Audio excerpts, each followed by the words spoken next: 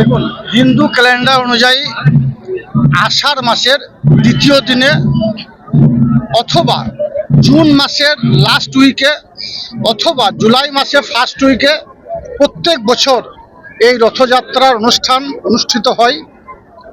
বাঙালি জাতি 12 মাসে 13 পার্বণ, তার মধ্যে এটিও একটা পার্বণ। এখানে 3টি দেবতাকে নিয়ে এই রথ উৎসব অনুষ্ঠিত হয়।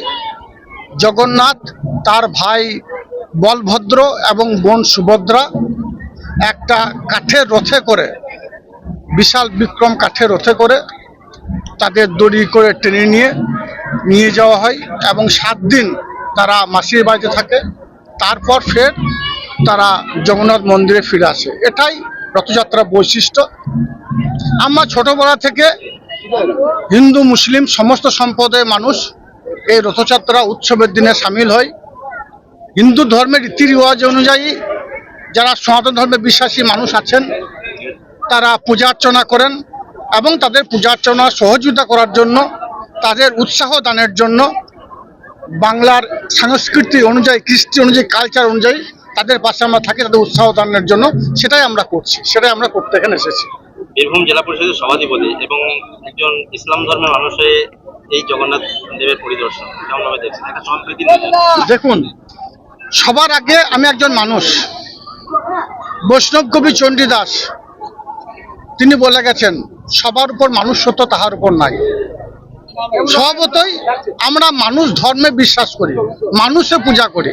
মা মাটি মানুষকে সম্মান দিয়ে পিছিয়ে পড়া বাংলা এগিয়ে গেছে।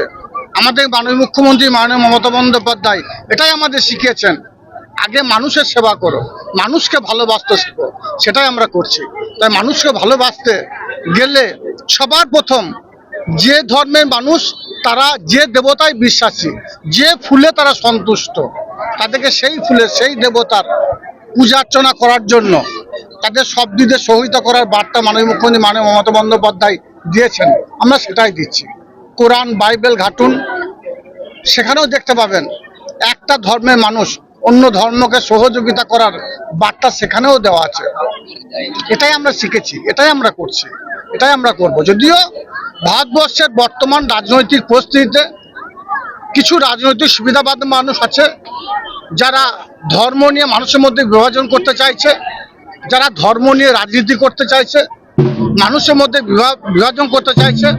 আজকে জগন্নাথ দেবতার পূজা, যেই জগন্নাথ সেই আমাদের কৃষ্ণ, সেই বিষ্ণু। তাই সকলকে বলবো, আপনাদেরও জানা আছে এই বিশ্ব ব্রহ্মাণ্ডে বিভিন্ন সময়ে বিভিন্ন দেব দেবতার আবির্ভাব হয়েছিল।